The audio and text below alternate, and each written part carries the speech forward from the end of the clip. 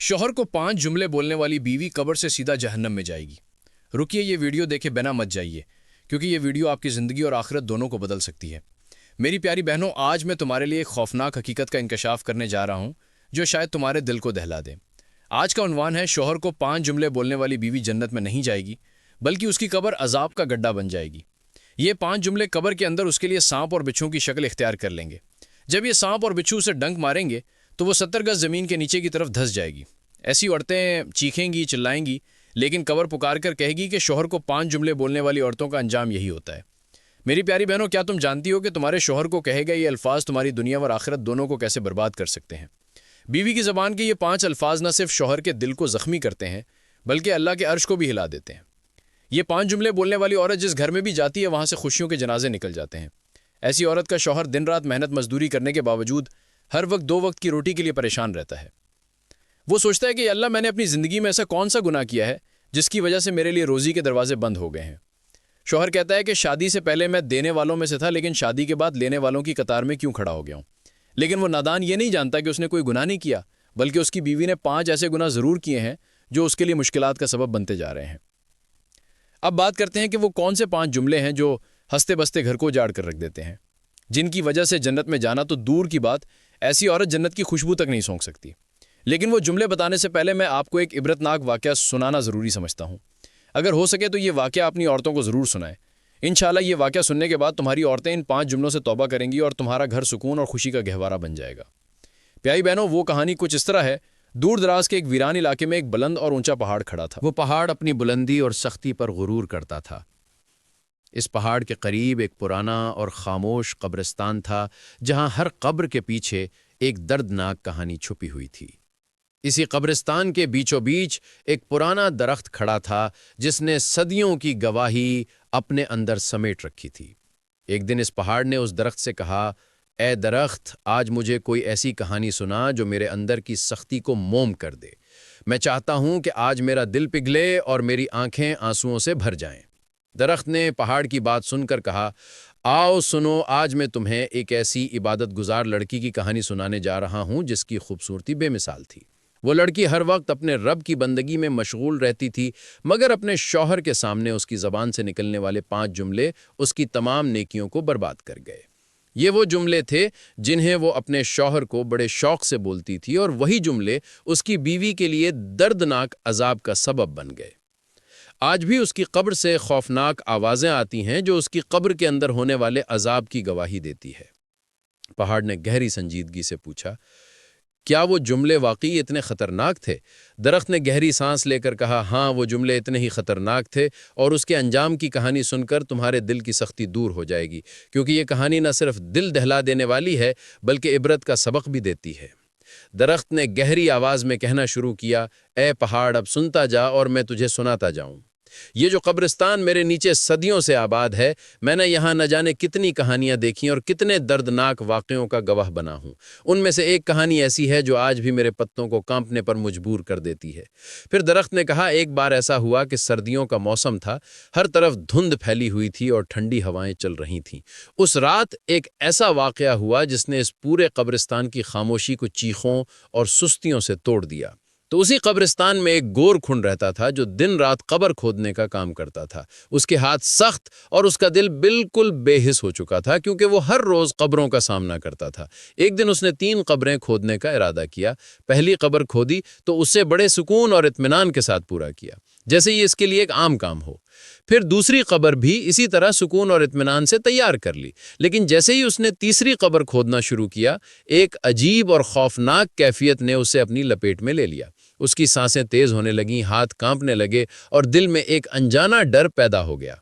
ऐसा लगता था जैसे इस कब्र के अंदर कोई गहरी और ख़तरनाक बात छुपी हुई हो।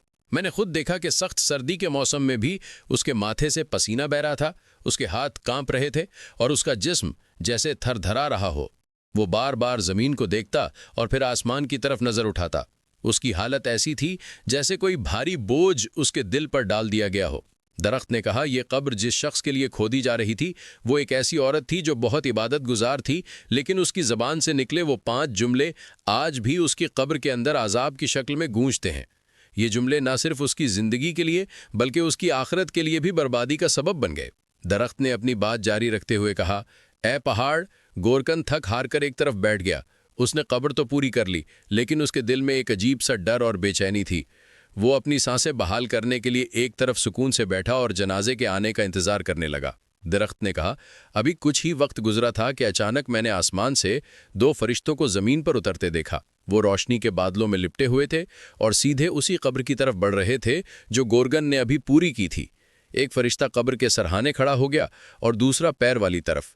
ان کی موجودگی نے قبرستان کے سناٹے کو ایک عجیب رہت سے مئی خاموشی میں بدل دیا۔ ایسا لگ رہا تھا جیسے کوئی بڑی حقیقت یہاں اجاگر ہونے والی ہو۔ سرہانے والے فرشتے نے دوسرے فرشتے کی طرف دیکھا اور کہا، لکھو۔ دوسرے فرشتے نے پوچھا، کیا لکھوں؟ پہلے فرشتے نے گہری آواز میں کہا، اس قبر کے بارے میں لکھو کہ یہاں 12 میل لمبی اور 12 میل چوڑی ہوگی۔ پیروں والی طرف کھڑے فرشتے نے ایک چھوٹی سی کاپی اور قلم نکالی۔ اس نے کانپتے ہوئے ہاتھوں سے کاپی پر لکھنا شروع کیا، یہاں قبر 12 میل لمبی اور 12 میل چوڑی ہوگی۔ درخت نے اپنی بات کو جاری رکھتے ہوئے کہا، اے پہاڑ! وہاں فرشتے اس قبر کا کام ختم کرنے کے بعد پہلی قبر سے دوسری قبر کی طرف بڑھ گئے۔ دوسری قبر کے سرہانے پہنچ کر پہلے فرشتے نے پھر کہا، لکھو۔ دوسرے فرشتے نے پوچھا، کیا لکھوں؟ پہلا فرشتہ گہری آواز میں بولا، اس قبر کے بارے میں لکھو کہ یہ تا حد نگاہ وسیع ہوگی، مطلب جہاں جہاں تک نظر جائے گی وہاں تک یہ قبر کھلی اور کسادہ ہوگی۔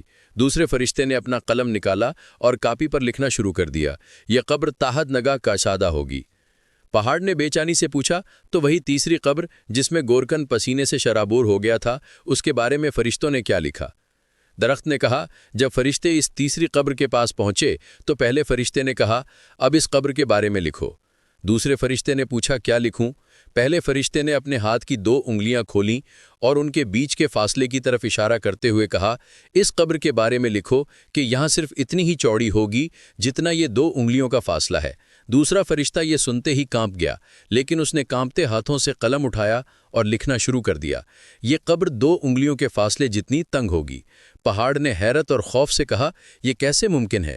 قبر اتنی تنگ کیسے ہو سکتی ہے؟ درخت نے گہری سانس لے کر کہا، یہ اسی عورت کی قبر تھی جو اپنی عبادت گزاری کے باوجود اپنی زبان کی وجہ سے اپنے لیے عذاب خرید چکی تھی۔ اس کی قبر کے بارے میں جو لکھا گیا وہاں اس کے انجام کا آغاز تھا۔ درخت نے اپنی بات کو آگے بڑھاتے ہوئے کہا، اے پہاڑ! جب وہ فرشتے تینوں قبروں کے بارے میں لکھ کر آسمان کی طرف لوٹ گئے تو میرے دل میں یہ خواہش پیدا ہوئی کہ اب یہاں دیکھوں کہ ان قبروں میں کون دفن ہونے والا ہے۔ قبروں کے حالات تو میرے سامنے واضح ہو چکے تھے، لیکن ان کے اندر آنے والے لوگوں کی کہانی جاننا ابھی باقی تھی۔ تھوڑی دیر گزری ہی تھی کہ قبرستان کی خاموشی کو ایک جنازے کے داخل ہونے کی آواز نے توڑ دیا۔ میں نے اپنی نظریں اس طرف مرکوز کیں اور جو منظر دیکھا وہ بہت عجیب تھا۔ اس جنازے کے ساتھ صرف 8 لوگ تھے۔ 4 لوگوں نے چارپائی کو کندھا دیا ہوا تھا اور 4 لوگ ان کے پیچھے خاموشی سے چل رہے تھے۔ پہاڑ نے حیرانی سے پوچھا، صرف 8 لوگ؟ جنازے کے ساتھ اتنے کم لوگ کیوں تھے؟ درخت نے جواب دیا، یہی سوال میرے ذہن میں بھی آیا۔ میں سوچنے لگا کہ آخر یہ کس کا جنازہ ہے جس کے ساتھ اتنی کم تعداد میں لوگ ہیں۔ خیر، جیسے ہی وہ جنازہ قبرستان کے اندر داخل ہوا تو ان لوگوں نے گورکن سے ایک قبر خریدی۔ گورکن نے ان سے پوچھا، یہ کس کی میت ہے اور جنازے میں صرف 8 لوگ کیوں ہیں؟ جنازے میں شامل ایک شخص نے جواب دیا، یہ ہمارے محلے کا سب سے بڑا غریب آدمی تھا۔ اس کی غریبی نے اسے اس حال تک پہنچا دیا کہ کسی بھی امیر شخص نے اس کے جنازے میں شریک ہونا تو دور، اس کی خبر تک لینا گوارا نہیں کیا۔ یہ دولت کا غریب ضرور تھا لیکن سجدوں کا غریب نہیں تھا، اور ہم اس کے قریبی رشتہ دار ہیں۔ ہم نے اس کی عبادت گزاری اور انسانیت کے ناطے اس پر رحم کیا، اسے غسل دیا، کفن پہنایا اور یہاں لے آئے ہیں۔ یہ سن کر میرا دل اور بھی بے چین ہو گیا۔ میں نے سوچا، یہ کیسا نصیب ہے۔ دنیا کے لیے یہ شخص غریب تھا لیکن اس کی قبر کے حالات تو کسی بادشاہ سے بھی بڑھ کر تھے۔ وہ لوگ اس غریب شخص کو پہلی قبر میں دفن کرنے لگے، وہی قبر جس کے بارے میں فرشتوں نے لکھا تھا کہ یہ 12 میل لمبی اور 12 میل چوڑی ہوگی۔ جیسے ہی انہوں نے اسے دفن کرنا شروع کیا، مجھے یہ بات سمجھ آ گئی کہ یہاں شخص دنیا کے لیے چاہے کتنا ہی غریب کیوں نہ تھا، اور وہ غریب تو لگتا ہی نہیں تھا، لیکن اس کا دل اور اس کے نیک عمل اسے اللہ کے نزدیک کتنا بلند مقام عطا کر گئے تھے۔ درخت نے اپنی بات جاری رکھتے ہوئے کہا، اے پہاڑ! پہلی قبر کے واقعات کے بعد میں ابھی حیران ہی تھا کہ ایک اور جنازہ قبرستان کے اندر داخل ہوا۔ جیسے ہی وہ جنازہ نظر آیا، میرے دل کی دھڑکن تیز ہو گئی۔ یہ منظر یقین سے باہر تھا کیونکہ اس جنازے میں صرف 4 لوگ شامل تھے، اور وہ بھی صرف چارپائی کو کندھا دینے والے۔ 5واں شخص تو تھا ہی نہیں۔ جنازے کے پیچھے کوئی دعائے مغفرت کرنے والا بھی موجود نہیں تھا۔ جب وہ لوگ قبرستان کے اندر آئے تو انہوں نے گورکن سے دوسری قبر کھدائی۔ یہ وہی قبر تھی جس کے بارے میں فرشتوں نے لکھا تھا کہ یا تحد اے نگاہ کشادہ ہوگی۔ درخت نے کہا، اس جنازے کی حالت دیکھ کر میرا دل اور بھی بے چین ہو گیا۔ میں سوچنے لگا کہ یہ کون شخص ہے جس کے جنازے میں اتنی کم تعداد میں لوگ ہیں اور جس کی قبر کو فرشتوں نے اتنی وسیع اور کھلی ہونے کا درجہ دیا۔ گورکن حیرانی سے ان 4 لوگوں کی طرف دیکھنے لگا اور پوچھا، یہ کس کا جنازہ ہے اور اس کے جنازے میں لوگ کیوں نہیں آئے؟ ان چاروں نے جواب دیا، ہم بھی اسے نہیں جانتے۔ یہ ایک پردیسی شخص ہے جو اس دیش میں اکیلا تھا اور پردیس میں ہی مر گیا۔ اس کا کوئی عزیز یہاں موجود نہیں تھا، اس لیے ہم نے صرف انسانیت کے ناطے اسے غسل دیا، کفن پہنایا اور یہاں دفن کرنے کے لیے لے آئے ہیں۔ یہ سن کر شاید گورکن کے دل میں بھی انسانیت جاگ اٹھی تھی۔ اس نے خاموشی سے ان لوگوں کی مدد کی اور قبر کی تیاری میں لگ گیا۔ درخت نے کہا، اے پہاڑ، اس پردیسی کا اکیلا جنازہ اور اس کی کہانی میرے لیے بھی عبرت کا سبق بن گئی۔ اس نے ان لوگوں سے قبر کی مزدوری لینے سے انکار کر دیا اور کہا، یہ حق قبر تمہیں مفت میں دے رہا ہوں، میں بھی اس کے ثواب میں شریک ہونا چاہتا ہوں۔ پھر درخت نے کہا، اے پہاڑ، یہ وہی قبر تھی جس کے بارے میں فرشتوں نے لکھا تھا کہ یہاں تحد نگاہ وسیع اور کشادہ ہوگی۔ ان لوگوں نے اس پردیسی کو دفن کیا اور خاموشی سے وہاں سے چلے گئے۔ درخت نے گہری سانس لیتے ہوئے کہا، اے پہاڑ، اب میں تیسری قبر کے بارے میں جاننے کے لیے بے چین تھا، کیونکہ یہ وہی قبر تھی جس کے بارے میں فرشتوں نے کہا تھا کہ یہاں 2 انگلیوں کے فاصلے جتنی تنگ ہوگی۔ میں سوچ رہا تھا کہ آخر ایسا کون سا گنہگار شخص ہوگا جس کے لیے اتنی سخت سزا مقرر کی گئی ہے۔ تھوڑی دیر بعد میں نے ایک اور جنازہ قبرستان میں داخل ہوتے دیکھا۔ یہ منظر دیکھ کر میری آنکھیں حیرت سے کھلی کی کھلی رہ گئیں۔ اس جنازے کے ساتھ لوگوں کا ایک بڑا ہجوم تھا، جس میں بادشاہ، وزیر، مشیر اور تمام چھوٹے بڑے لوگ شامل تھے۔ دنیا کے سب سے امیر اور با اثر لوگ اس جنازے میں شریک تھے۔ جنازے کا رعب اور دبدبہ اتنا زبردست تھا کہ میں سوچنے لگا یہ کس کا جنازہ ہو سکتا ہے۔ بعد میں معلوم ہوا کہ یہ علاقے کے سب سے بڑے نمبردار کی بیوی کا جنازہ تھا۔ وہ عورت جو دنیاوی لحاظ سے مال و دولت کی مالک، طاقتور اور سب سے بلند مقام رکھنے والی تھی۔ جنازے کے لوگ قبرستان میں آئے اور تیسری قبر خریدی، وہی قبر جس کی سختی اور تنگی پہلے ہی لکھی جا چکی تھی۔ جب انہوں نے اس عورت کو اس قبر میں دفن کیا اور لوگ واپس جانے لگے تو میں حیرت اور الجھن میں پڑ گیا۔ میں سوچنے لگا کہ یہ کیسے ممکن ہے کہ اتنے بڑے گھر کی مالکن اور اس کے لیے اتنی تنگ اور چھوٹی قبر مقرر کی گئی۔ درخت نے گہری اور کانپتی ہوئی آواز میں کہا، اے پہاڑ، جب لوگوں کا ہجوم نمبردار کی بیوی کو دفن کر کے وہاں سے روانہ ہوا تو قبرستان پر خاموشی چھا گئی۔ رات کا وقت آ گیا، چاند کی مدھم روشنی قبرستان پر پڑ رہی تھی، لیکن میری بے چینی بڑھتی جا رہی تھی۔ میں اس عورت کی قبر کی طرف متوجہ تھا اور تبھی اچانک میں نے دیکھا کہ اس قبر کی مٹی ہل رہی تھی۔ قبر کے اندر سے خوفناک آوازیں آ رہی تھیں، ایسی آوازیں جنہیں سن کر میرا دل دہلنے لگا۔ وہ آوازیں درد اور تکلیف سے بھری ہوئی تھی، جیسے کوئی رحم کی فریاد کر رہا ہو۔ یہ منظر میری روح کو ہلا دینے کے لیے کافی تھا۔ میں جو ہمیشہ سیدھا کھڑا رہتا تھا، اس خوفناک منظر کو دیکھ کر میری شاخیں جھک گئیں۔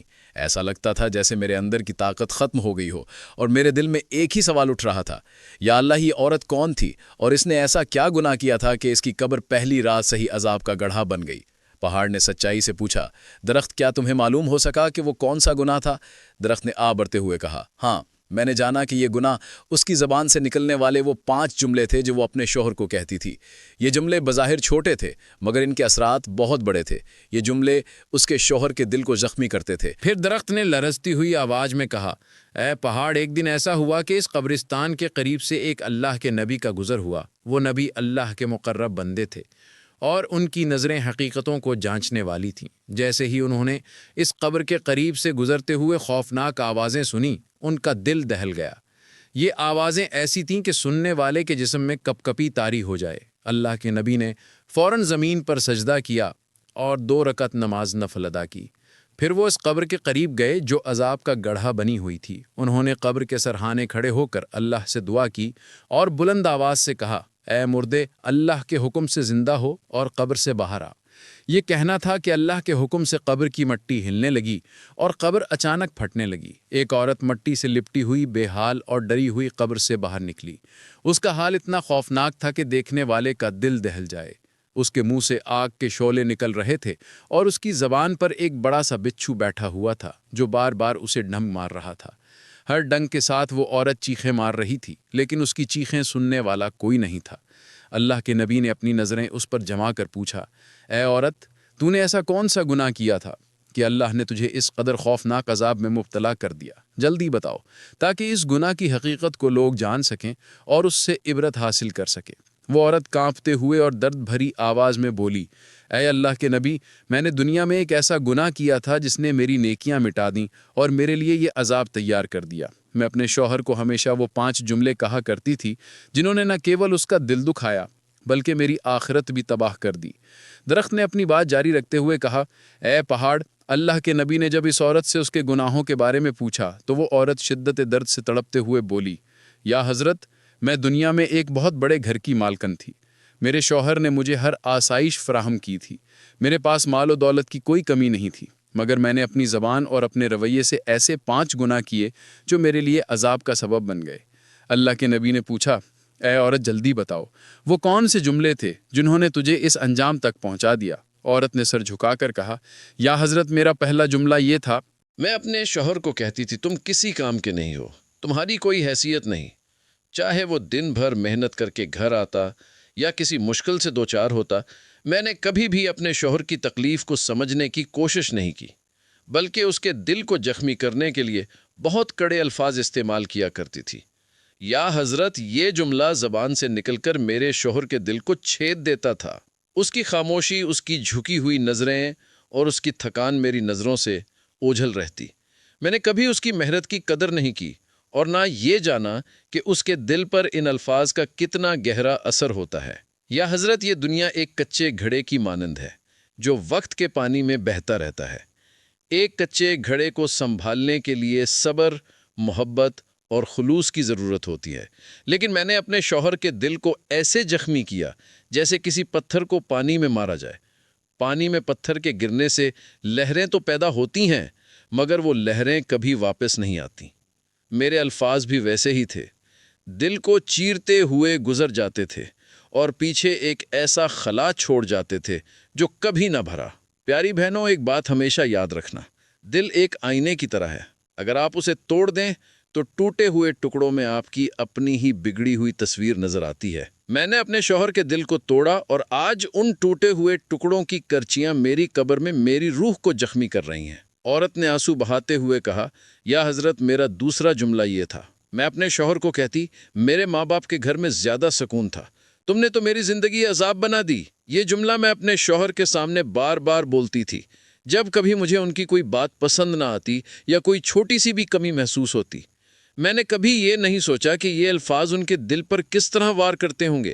میں نے سکون کو اپنے شوہر کی محبت اور محنت میں تلاش کرنے کے بجائے اپنی زبان سے ایسا زہر گھولا جس نے نہ صرف ان کی خوشیوں کو چھین لیا بلکہ میرے لیے آج قبر کے اندر عذاب کا سبب بن گیا۔ یاد رکھو، اگر زبان سے نکلنے والے الفاظ محبت کے ہوں تو وہ زخموں کا مرہم بن سکتے ہیں، لیکن اگر وہ زہر سے بھرے ہوں تو وہ قبر تک انسان کا پیچھا کرتے ہیں۔ پھر اس عورت نے کہا، یا حضرت، میرا تیسرا جملہ یہ تھا، تمہیں عقل ہی نہیں، تم ہر کام میں ناکام ہو۔ یہ جملہ میں اس وقت کہتی تھی جب کوئی چھوٹا سا مسئلہ پیش آتا یا میرے شوہر کسی کام میں کامیاب نہیں ہو پاتے۔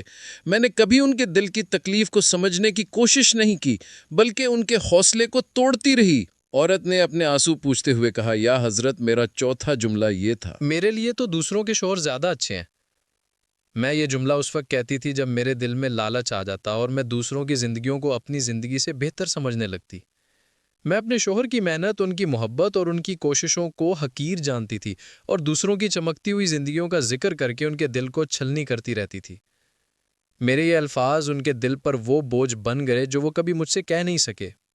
عورت نے روتے ہوئے کہا، یا حضرت، میرا 5واں اور سب سے خوفناک جملہ یہ تھا، کاش میں تمہارے ساتھ شادی نہ کرتی۔ یہ جملہ میں غصے میں کہتی تھی بنا یہ سوچے کہ اس کے اثرات کتنے گہرے ہوں گے۔ یا حضرت، میرے یہ الفاظ میرے شوہر کے دل کو چھلنی کر دیتے تھے۔ ان کی قربانیاں، ان کی محبت اور ان کی وفاداری، سب کو میں نے اپنے اس ایک جملے سے ٹھکرا دیا۔ میں نے انہیں ایسا محسوس کرایا جیسے وہ میری زندگی کی سب سے بڑی غلطی ہے۔ حضرت، یہ جملہ میرے لیے سب سے زیادہ عذاب کا سبب بنا، کیونکہ یہ جملہ نہ صرف میرے شوہر کے دل کی توہین تھا بلکہ اللہ کی نعمت کی ناشکری بھی۔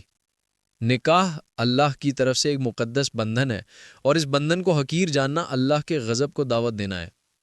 عورت نے اپنے آنسوؤں کے ساتھ اپنی کہانی ختم کی اور اللہ کے نبی نے فرمایا، یہ جملے صرف زبان کے الفاظ نہیں بلکہ یہ وہ زہر ہے جو دلوں کو کھا جاتے ہیں اور رشتوں کو موت کے گھاٹ اتار دیتے ہیں۔ ہر انسان کو چاہیے کہ وہ اپنی زبان کی حفاظت کرے، ورنہ یہی زبان قبر میں اس کے لیے عذاب کا سبب بن جائے گی۔ میری پیاری بہنوں، میں امید کرتا ہوں کہ آج کا بیان آپ کو بہت پسند آیا ہوگا اور یہ آپ کی زندگی بدلنے کا ذریعہ بھی بنے گا۔ میں اللہ سے دعا کرتا ہوں کہ اللہ تعالی ہمیں ان 5 جملوں سے سخت نفرت کرنے کی توفیق عطا فرمائے اور اپنے شوہر کی فرما برداری کرنے والا بنائے۔ آمین۔